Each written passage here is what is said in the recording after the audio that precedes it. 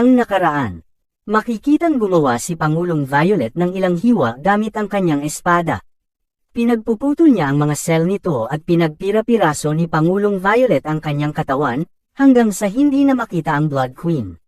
Laking gulat nila nang makita ang ginawa ni President Violet, at habang sumisigaw ang dalaga at umiiyak para sa kanilang reyna. Makikitang umulan sa kinatatayuan ni President Violet ng mga dugo ng Blood Queen. Ang President Violet ay nakatayo pa rin sa pwesto niya na para bang may hinihintay. Iniulat ng isang tauhan na winasak ni President Violet ang bawat cell sa katawan ng Blood Queen. Hindi makapaniwala si Chief Gang at nagtatanong kung anong klaseng biro ito. Seryoso si Lanky habang tinititigan niya si President Violet na may iniisip. Natahimik din si Department Head sa nakita. Nagsalita si Pangulong Violet na alam niya na hindi siya ganito kahina. At sa tingin ba niya na hindi niya malalaman na buhay pa siya? Ang cell ng Blood Queen ay nanunumbalak, at ang dugo ay nagsisimulang bumalik sa itaas, at ang dugong nagkalat sa paahan ni Pangulong Violet ay bumabalik din. Sa pagpapatuloy, nagsisimula ang chapter na ito kung saan, makikita ang nagkahiwa-hiwalay na katawan ng Blood Queen ay nagsisimulang mabuo sa harap ni Pangulong Violet. Ang kanyang kamay ay unti-unting bumabalik sa dati, mula sa buto hanggang sa balat. Ang kanyang katawan ay mapapansing na buo na. Nakatayo ng habot-hubad ang Blood Queen sa harap ni President Violet matapos muling bumalik ng buo ang kanyang katawan. Laking gulat nila at patuloy na iniisip kung tao pa ba silang dalawa. Napansin ni Zombie na malapit nang magseryoso ang Blood Queen. Sinabi ni Zombie kay Blackie na dapat nilang baguhin ang kanilang lugar para mapanood nila ng maayos ang laban. Sinabi ni President Violet sa kanya na petty fellow ang Blood Queen na talagang isang hindi namamatay na matandang halimaw mula sa mahigit 1,000 taon na ang nakalilipas. Sinabi din niya na hindi niya talaga siya kaya sa normal na laban. Narinig ng department head ang sinabi ni President Violet at hindi siya makapaniwala sa mga ito. Bigla siyang bumangon habang bali pa din ang kanyang kamay na may suot ng gintong gloves. Sumigaw si Lanky kay Zombie, at sinabi sa kanya na delikado dito at dapat na siyang umalis. Isinuot ni Blood Queen ang kanyang damit habang nag-iisip, at si President Violet naman ay nakatingin lang sa kanya ng may masungit na mukha at parang naghihintay sa kanyang gagawin. Itinaas ni Blood Queen ang kanyang kamay at pinadilim ang kalangitan. Matatag siyang nakatayo habang parang may ginagawa sa langit. Sinabi niya kay Pangulong Violet na hindi pa sila tapos. Si Pangulong Violet ay tumayo sa kanyang pakikipaglaban gamit ang kanyang espada, at sinabi na ito ay mabuti. Sinabi ni Zombie kay Blackie na ligtas ang lugar na ito sa magiging laban nila. Lumapit si Lanky kay Zombie at tinawag siya. Ang Blood Queen ay tumalo ng napakataas, at dama po siya at naghanda sa pag-atake. Pagkatapos ay hiniwa niya ang gusali kung saan nakatayo si President Violet. Naputol ang gusali at nawasak. Tumalon si Pangulong Violet mula sa gusali, at sa gitna ng gusali ay nagkaharap sila ng Blood Queen ng malapitan. Nagawa ni Blood Queen na hampasin si President Violet sa kanyang mukha, at itinaas ni President Violet ang kanyang espada. Tumalon siya at umatake gamit ang kanyang espada. Nagulat sila nang makita nila ang ginawa ni Pangulong Violet sa lugar. Habang si Zombie ay tila namangha sa kanyang nakita, tila nagtagumpay si Pangulong Violet na makahiwa ng milya-milya sa lungsod. Sa kabutihang palad, ang Blood Queen ay namamahala sa pag-iwas sa pag-atake na ito na nasa kalagitnaan ng hangin. Nainis siya dahil halos mamatay na siya sa atake ni Violet. Namangha ang lahat sa kanilang nakita at maging si Lanky ay hindi makapaniwala sa kanyang nakita. Laking gulat niya nang mapansin niyang buhay pa ang Blood Queen pagkatapos ng lahat ng pag-ataking iyon. Habang naiinis na din ang department head sa mga nangyayari dahil hindi niya matanggal ang gintong glove sa kamay niya. Gayunpaman, may lumipad sa isa sa mga gusali. Lumapag na pala si Violet sa isa sa mga gusali sa lungsod. Bigla na lang, nilapitan siya ng Blood Queen para gumawa ng panibagong pag-atake. Sinipa niya ng malakas sa mukha si Violet at nasaktan ito. Habang lumilipad si Violet, sumugod ito sa kanya para gumawa pa ng panibagong pag-atake. Inipon ng Blood Queen ang kanyang pag-atake na may pulang aura. Matapos mag-charge ng kanyang pag-atake, mabilis niyang inihagis ang naka-charge na pag-atake kay Violet. Ang dalawa ay nagulat nang makita kung gaano kalakas ang Blood Demon Queen. Tumalbog si Violet sa mataas na gusali pagkatapos ng puwersahang itulak pabalik sa kanyang likuran. Muli siyang inatake nito gamit ang kanyang sariling espada sa kanyang tiyan, gumamit din pala ng telekinetic power ang Blood Demon Queen. Matapos, makita si Violet mula sa dingding na nakasandal, laking gulat ni Nalangki at ng iba pa matapos ang nangyari kay Violet kahit na nasa ibang anyo siya. Matapos matusok siya ng kanyang espada, tila apektado si Violet matapos matanggap ang maraming pag-atake mula sa Blood Demon Queen. Gayunpaman, ang pinuno ng departamento ay nahihirapan mula sa gintong gloves dahil may nangyayari mula rito. Wala siyang ideya sa mga nangyayari. Nagsimula siyang magmura matapos ang gintong gloves ay gumawa ng isang bagay sa kanyang katawan.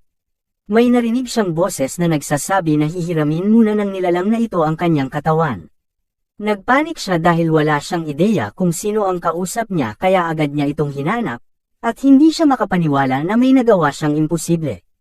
Nakita niya ang sinaunang tao na nagbigay sa kanya ng impormasyon tungkol sa zombie at pati na rin sa gintong gloves. Naiinis siya dahil wala siyang nagagawa. Sa kabilang banda, muling bumalik ang kamalayan ni Violet, tinanggap niya na ang katotohanan na kahit nagbago na siya, hindi pa din siya mananalo sa Blood Queen. Habang pinagmamasdan siya ng Blood Queen mula sa malayo, sinabi niya sa kanya na kahit na hindi niya ito masaktan ng labi sa laban nila, patuloy niya pa din itong aatakehin, habang binubunot niya ang kanyang espada sa kanyang tiyan. At tumalon si Violet pababa ng building. At sinabi din niya na hindi rin siya masasaktan ng labis ng Blood Queen, habang nakatayo sa kanyang mga paa na parang walang nangyari. Nakiusap si Lanky kay Zombie na gusto rin niya na mas maging makapangyarihan siya tulad ng ginawa niya kay Violet, dahil si Zombie lang ang may kakayahan na gawin ito. Agad siyang tinanggihan ni Zombie dahil sa isang dahilan ng pagiging masyadong marahas pagkatapos makakuha ng kanyang mga gems. At may biglang malaking pagsabog ang nangyari na ikinagulat ng buong lungsod. Nagtaka sila Zombie, Violet, at Blood Queen sa narinig nilang tunog sa ibang lugar, dahil wala silang kinalaman dito. Maging ang iba ay nagulat nang mangyari ang malaking pagsabog. Bigla na lang, may isang malaking nilalang ang nagsimulang dumagundong mula sa kalawakan habang sinasabing sa wakas ay muli na siyang nabuhay. Isang malaking paa ang nagsimulang dumaong sa lupa. Napakalaki ng figure na kahit ang malalaking gusali ay hindi maabot ang figure. Nagsisimulang magpanik ang lahat habang ang isa ay walang ideya kung ano ang nangyayari. Hindi sila nakaimik matapos makita ang figurang bumaba sa harapan nila. Ang gusaling kinatatayuan ni na Zombie at Lanky ay nagsimulang gumuho ng bumaba ang paa nito mula sa lupa. Gayunpaman, may pinaplanong gawin si Zombie dahil wala siyang ideya kung ano ang nangyayari, pagkatapos mangyari ang lahat ng mga senaryo. Pagkatapos ay nagsimula siyang tumalon sa bawat piraso ng konkreto upang tulungan siyang maniobrahin ang kanyang posisyon. Pagkatapos ay nagsimulang kunin ng Zombie ang lahat ng sabay-sabay. Matapos kunin ang lahat, itinapon niya ang mga ito sa ibang lugar para mailigtas sila. Sinimulan ni Zombie na imbestigahan ang buong lugar upang suriin kung ano talaga ang nangyayari dahil wala siyang ideya. Pagkatapos tumalon sa eksena, isang malaking kamay ang lumapit sa kanya nang wala sa oras. Ang napakalaking figure ay nahuli ang Zombie gamit ang malaking kamay nito. Ikinuyong nito ang kamay pagkatapos siyang maabutan. Samantala, ang Blood Queen ay lumipad sa lakas ng puwersa kasama si Violet na nakahanda pa rin sa pakikipaglaban. Ang napakalaking robotic figure ay nagsimulang kumuha ng isang malalim na sandali upang bigyang diin ang sitwasyon at pagkatapos ay bigla siyang tumawa ng parang baliw. Gayunpaman, ang punong departamento ay nagtatanong kung ano ang ginawa ng sinaunang tao sa kanya. Ito ay lumabas na ang sinaunang tao ay nilinlang lang siya, habang sinabi sa punong departamento na dapat niyang isakripisyo ang kanyang sarili para sa kapakanan ng sangkatauhan. Habang nangyayari ang insidente, lahat ay nakatingin pa rin sa kanila mula sa malayo. Walang ideya ang isa sa mga pinuno kung ano talaga ang nangyayari sa mundo na ikinakatakot niya, kasama ang iba na hindi makapaniwala sa mga nakikita nila sa harap nila, at nag-transform ang department head sa isang god figure. Nagsimula silang mamangha sa kanilang nakita. Ito ay bumalik sa Zombie na nagbubuhat upang madaig ang napakalaking daliri ng malaking figure. Maging ang nasa loob ng eroplano ay hindi makapaniwala sa nangyayari. Makikitang pinipigilan pa din ng Zombie ang daliri ng dambuhalang halimaw. Gayunpaman, ang Blood Queen at si Violet ay tumalon sa aksyon patungo sa pwesto ng department head.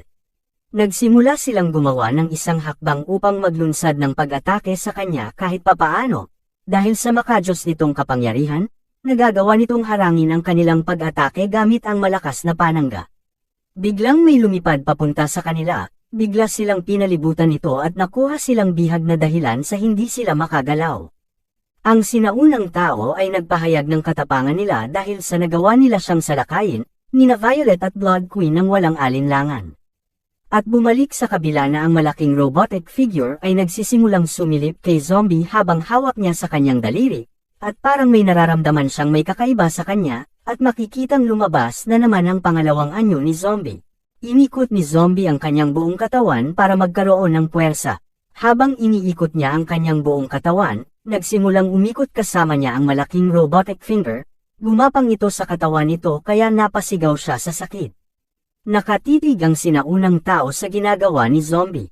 Pagkatapos ay nagsimula siyang tumakbo patungo sa sinaunang tao, habang parang baliw na tumatawa patungo sa kanya.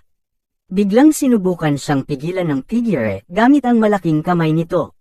Masayang nakalutang ang sinaunang tao, habang naghihintay siya ng isang milenyo. Si Violet at Blood Queen ay nagpupumiglas habang bihag ng sinaunang tao, inangat ni Zombie ang kamay ng malaking figure na pumihil sa kanya.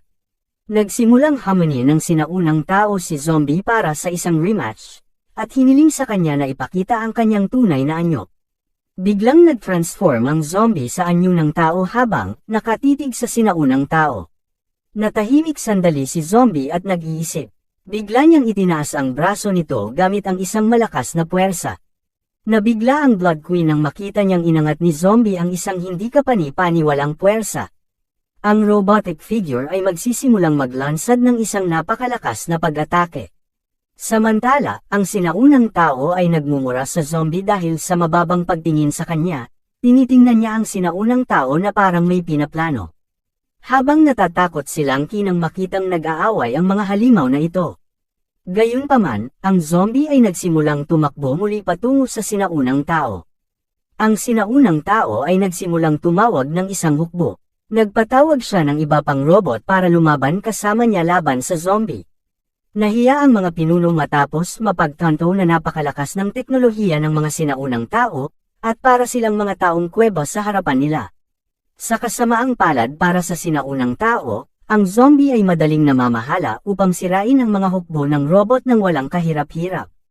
Sa sandaling ito, hindi na nagpapakita ng anumang emosyon si Zombie.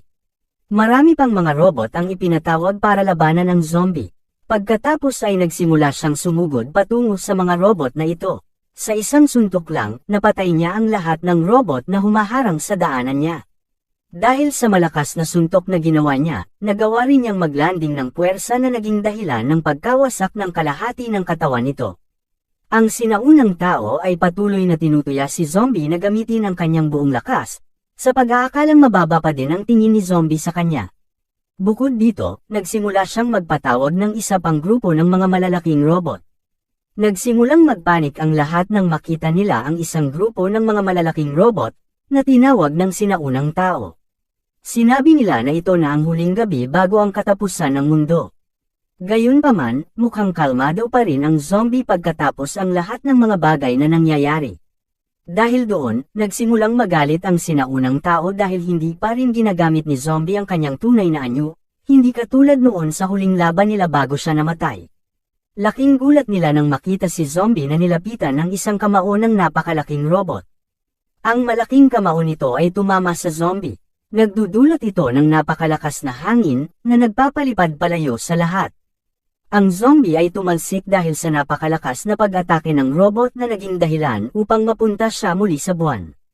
Pero wala pa ring reaksyon si Zombie pagkatapos noon, at kahit gaano pa kadelikado ang sitwasyon, nanatili pa din siyang kalmado. Samantala, ang departamento ay nakikipag-usap sa sinaunang tao para sa pagpapahayag ng kanyang hindi pag-aproba sa kung ano ang ginawa niya upang patayin ang Zombie. Bumalik kay Zombie, makikitang nasundan siya kaagad ng napakalaking robot sa buwan, habang ang iba ay gulat na gulat dahil sa ilang saglit lang, ay nakarating kaagad ang kanilang laban sa buwan, at kaagad din inatake si Zombie ng robot, gamit ang kanyang malaking kamay, na sinusubukan siyang durugan sa kanyang kinatatayuan. Sa kabutihang palad, ang Zombie ay namamahala upang makaalis sa sitwasyon, habang ang sinaunang tao ay nais na tapusin ang Zombie sa lahat ng mga pag-atake. Nakatakas siya sa sitwasyon. Pagkatapos ay sumugod si Zombie patungo sa ulo ng napakalaking robot. Sinisingil ni Zombie ang kanyang kamao. Pagkatapos ay ibinato niya ang kanyang malakas na suntok sa napakalaking robot na ito. Dahil sa kanyang malakas na atake ay nagresulta ito sa pagkawasak ng kalahati ng katawan nito. Hindi nakaimik si Ancient One matapos makitang ganito kalakas ang Zombie kahit na hindi ito ganap na nasa huli niyang anyo, natuklasan na ang pangalan ng sinaunang tao ay si Ancient One. Sinabi ng department head sa Ancient One na sa ulat ay naging busy si Zombie matapos maging presidente ng lungsod, at pagkatapos, ipinahayag ng punong departamento na ang lungsod ay nasa ilalim ng pangangalaga ng Zombie, at kasing husay ito ng iba pang lungsod, hindi lamang sa pagbuo ng kita sa buwis, at sa huli ay hindi niya din sinasakta ng mga tao. Sa katunayan, maraming beses din niyang tinulungan ng ibang tao. Dahil dito, nagalit siya dahil hindi siya naniniwala sa mga sinasabi ng department head. Ang napakalaking robot ay bumagsak sa harap mismo ng Zombie. Tinatanong ng Ancient One ang punong departamento kung ayaw nilang magkaroon ng kapayapaan. Gayunpaman, nakatitig lang si Zombie sa kanya nang hindi gumagawa ng anumang paggalaw. Habang nag-uusap sina Ancient One at nag-department head, napangiti si Zombie nang maramdaman niyang may kakaibang gagawin si Ancient One, habang nakaharap siya sa mundo nila kung saan nandun ang Ancient One. Nais ng The Ancient One na alisin ang Zombie dahil sa pagiging hindi isa sa kanila.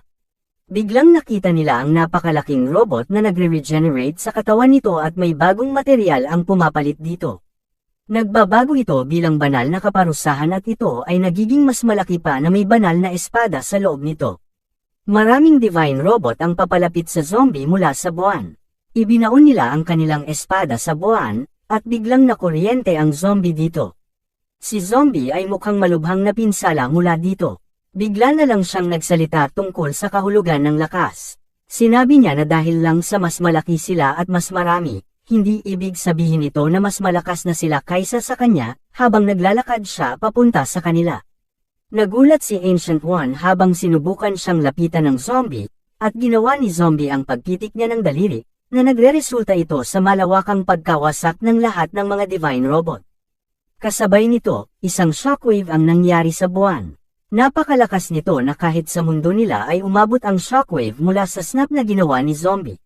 Dahil dito, nagpasya si Lanky na tawagan ang lahat para dalhin ang lahat ng mga mamamayan sa mga evacuation centers, kaya agad silang naghiwa-hiwalay. At biglang nag-teleport si Zombie sa harap ni Ancient One na handang sumuntok ang kanyang kamao, habang nabigla naman ang Ancient One sa bilis ni Zombie, at hindi pa siya nakahanda kumonekta na kaagad ang suntok ng Zombie sa mukha ni Ancient One, at tumalsik siya pababa sa lupa habang umaapoy ang kanyang katawan sa bilis ng pagbulusok niya. Makikitang bumababa na ang Zombie sa lupa pagkatapos niyang suntukin si Ancient One, na makikita ding nahuhulog sa karagatan. Habang si Zombie ay nakalapag na sa lupa, mayroon siyang pinaplanong gawin, at agad niyang hinati sa gitna ang lupa. Gayunpaman, nasa ilalim pa rin ng tubig si Ancient One at mukhang matindi ang pagtitiis nito sa sakit ng ginawa sa kanya ng Zombie. Samantala, lahat ng tao sa Earth ay nagmamadaling tumulong sa bawat mamamayan. Sa sandaling iyon napansin niya ang lupa na hahati sa tabi niya. Nagulat siya sa nakita, dahil nakita niya si Zombie na nakahawak sa lupa habang sinusubukang hatiin ito. Agad silang nagpanik habang si Ancient One ay walang kamalay-malay sa ginagawa ng Zombie, nagsisimulang lumaki ang hati sa lupa sa kagagawan ng Zombie. Nataranta ang lahat ng maramdaman ng 20 magnitude na lindol, at makikitang patuloy pa din ang paghati ng Zombie sa lupa habang nakangiti. Isang malaki at mahabang bitak ang makikita mula sa direksyon ng Zombie, at dahil sa takot, hindi napansin ni Lanky ang bitak na lupa na dahilan ng kanyang pagkahulog pababa habang may hawak siyang bata. Buti na lang at nahawakan siya ng isa niyang kasamahan para iligtas siya. Napakalaki ng bitak na nagresulta sa pagkahati ng halos kalahati ng Earth. Sinabihan ng lalaki si Lanky na kumapit ng mabuti. Gayunpaman, hindi siya muling makapaniwala sa kanyang nakita. Nahati ang karagatan na nagpapakita ng posisyon ni Ancient One. At pagkatapos bigla siyang pinuntahan ni Zombie, at sinuntok siya sa tiyan, habang si Ancient One ay napunta sa isa sa mga bundok. Umubo si Ancient One sa sakit pagkatapos niyang matanggap ang malakas na suntok ni Zombie. Tinukso siya ng head department kung ano ang ibig niyang sabihin kanina tungkol sa Zombie, ngunit determinado pa rin ang Ancient One na tapusin ang Zombie kahit ano ang mangyari, at may napansin siyang papalapit sa kanya. Isang tsunami ang nangyayari sa lungsod. Kasabay nito, ang bagong hitsura ni Zombie ay nagpapakita na mas lalong lumakas pa siya. Nagulat ang head department nang muling magbago ang Zombie. Si Violet ay nag-iisa pa rin, habang sinusubukang makaligtas sa sitwasyon. Nagulat din ang Blood Queen nang makita niya ang bagong anyo ng Zombie, dahil sa huling laban nila ay hindi niya nakita ang anyong ito noon. Lalong natuwa ang Ancient One nang sa wakas ay ipinakita ng Zombie ang anyo na kanyang hinarap bago nawasak ang lahat. Saka siya lumipad para harapin si Zombie. Gayunpaman, ang Zombie ay nakatingin lamang sa kanya at naghihintay na makalapit sa kanya si Ancient One. Iniisip ni Blackie na nawala na sa isip si Zombie. Kaya, agad siyang tumakbo palayo sa lugar at sigurado siyang mapapatay ni Zombie si Ancient One. Sinisingil ng Ancient One ang kanyang sarili at tuwang-tuwa siya na sa wakas ay nakita niya muli ang anyo ni Zombie pagkatapos ng mahabang panahon, at binalaan niya ang department head na medyo magdurusa ang kanyang katawan sa gagawin nilang pag-atake. Ngunit walang reaksyon ang Zombie dito. Pagkatapos ay itinaas niya ang kamay nito at kung ano-ano. Biglang isang puwersa ang tumama sa Ancient One sa pamamagitan lamang ng paggalaw ng kamay ni Zombie. Ikinuyong ni Zombie ang kanyang kamao at nagresulta ito sa pagdurog ng katawan ni Ancient One na parang papel. Hindi siya makapaniwala sa sobrang lakas ni Zombie, at isang malaking pagsabog ang makikita mula sa lugar. Ang katawan ni Ancient One ay nagkapira-piraso na humantong sa kanyang pagkatalo. Hindi pa rin siya makapaniwala sa resulta ng kanilang laban kahit na nasa ganoong forma ay hindi pa rin siya nananalo sa Zombie.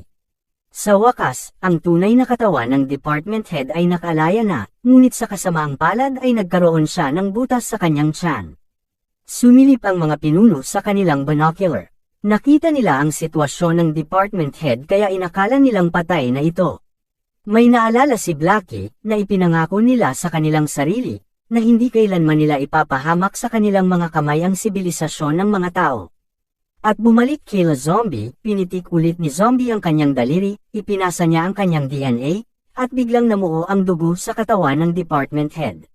Makikita ang department head na nahuhulog mula sa langit. Ang ginawang snap ni Zombie ay para pagalingin ang department head, namuo ang dugo mula sa kanyang tiyan, at may biglang nabuong isang puso. Lahat ay hindi makapaniwala sa kanilang nakita. Maging ang Blood Queen at ang kanyang kasama ay nagulat sa kung ano ang kayang gawin ni Zombie. Isa rin si Violet sa mga hindi makapaniwala sa ginawa ni Zombie. Nalito ang department head tungkol sa nangyari pagkatapos na muling bumalik ang kanyang tiyan sa dati. Tapos tumingin siya sa likod at saka nakita niya si Zombie sa malayo. Nakaramdam siya ng pagkasuklam sa kanyang sarili pagkatapos niyang husgahan si Zombie. Ito ang panahon na sa wakas ay naunawaan na ng department head ang Zombie, at nalilito pa rin siya kung bakit nagpapakahirap ang mga sinaunang tao para lang maalis siya. Ito ay lumalabas na ang takot nila kay Zombie ay lumampas na sa kanilang mga limitasyon, at may kontrol siya sa kanila. Sa wakas ay natahimik si Zombie habang nakikita ang lahat na ligtas sa paligid niya. Lahat sila ay nakatingin lang sa kanya sa malayo. Biglang tumalon si Violet sa harapan niya nang wala sa oras. Bumalik si Zombie sa orihinal niyang anyo at tinanong niya si Violet kung ginagamit pa din ba niya ang bloodline power sa ngayon. Si Violet ay nagpapakita ng kaginhawaan dahil sa ginawa ni Zombie matapos ipahiram ang kanyang kapangyarihan sa kanya. Gayunpaman, nagalit pa din siya kay Zombie matapos mawala ang kanilang tahanan dahil sa ginawa ni Zombie. Sinabihan ni Violet si Zombie na kung pwede lang sana sa isang shot lang niya tinapos ang kalaban. Wala sanang mangyayaring ganito, at masyado lang siyang nagtagal sa pakikipaglaban sa kanya. Ikinatuwiran niya ang sarili na ayaw lang niyang masyadong takutin ang mga ito. Ang Blood Queen ay nasa matinding takot matapos makita ang Zombie na ganito kalakas, hindi katulad nung huling pagkikita nila noon. Dahil sa ginawa ng Zombie, ang kaganapan ay nagdulot ng paglipat ng katimugang kontinente ng 130 kilometro at ganap nitong binago ang klima ng mundo, at lumikha ng bagong pinakamalalim na bitak sa dagat. Pagkalipas ng 2 buwan, mula nang makaalis ang mga tao sa kaguluhan, walang masyadong may natalo sa kanila, at ang zombie architectural firm ang tanging responsable sa muling pagtatayo ng ilang mga probinsya na nawasak. Samantala, may inuobserbahan ang department head sa kanyang tablet. Nagre-review pala siya ng mga form ni zombie. Matapos malaman kung bakit pinipilit ng mga sinaunang tao na patayin ang zombie, at pagkatapos na harapin ang gayong nakakatakot na lakas ni zombie, iniisip niya kung ano ang maaari niyang piliin na gagawin sa susunod. Tinawag ng department head ang isa sa kanyang mga katulong upang bumili ng ilang trays ng mataas na kalidad na mga itlog. Ito ay dahil bibisitahin niya ang bagong hepe ng H-City. Kasabay nito, sa pagtatayo ng bagong lungsod ng Blood Tribe, inutusan ni Lantling ang kanyang mga empleyado na kumilos ng mas mabilis dahil gumastos siya ng maraming pera sa pagkuha sa kanila. Biglang may nagtanong kay Lantling kung saan galing ang pera niya na ikinagulat niya. Isa pala sa dahilan si Blackie, dahil pinautang niya ito, sinunod niya ang payo ng kanilang kamahalan na si Zombie, na huwag na silang mag-away at gumawa na lang sila ng paraan para patuloy na lumaki ang kanilang pera sa bangko. Kaya napagdesisyonan niya na lang na ipautang ang pera sa kanila sa mataas na interest na may 20%, at dahan-dahan nila itong pababayaran sa pamamagitan ng pagtatrabaho nila sa kanila. Sa ganoong uri ng interes, kakailanganin nilang magtrabaho ng hindi bababa sa 300 taon upang mabayaran nila ito. Makikitang nakangiti si Blackie nang nakakatakot. Hindi sila nakaimik matapos marinig ang lahat ng mga kadahilanang ito. Sa kabilang banda, nagtanong si Lantling tungkol sa kanilang reyna, ngunit walang ideya ang babae kung nasaan ito, at ipinagpalagay na lang niya na baka ito ay nasa kanyang silid. Ang Blood Queen ay makikita sa kanyang silid na may mukhang bigo sa mga nangyari. Hindi niya inaasahan na ang zombie ay may mas malakas pa na anyo. Hindi niya talaga inaasahan iyon kahit noon pa man. Gamit ang stimulant, pinalakas ng Blood Queen ang kanyang sarili para matalo niya si zombie, ngunit ginamit lamang ni zombie ang isang maliit na bahagi ng kanyang lakas upang harapin sila. Nang makita nila ang bagong anyo ni zombie, at tinalo niya ang maladyos na sinaunang tao, naunawaan ng Blood Queen na hinding-hindi niya maaabutan ang lakas ni zombie, habang nagsimula siyang lumuha ng hindi niya sinasadya. Kung nagustuhan niyo po ang video na ito, please palike at subscribe at i-click niyo na din po ang notifications bell para palagi po kayong updated sa mga bago nating videos. Maraming salamat po.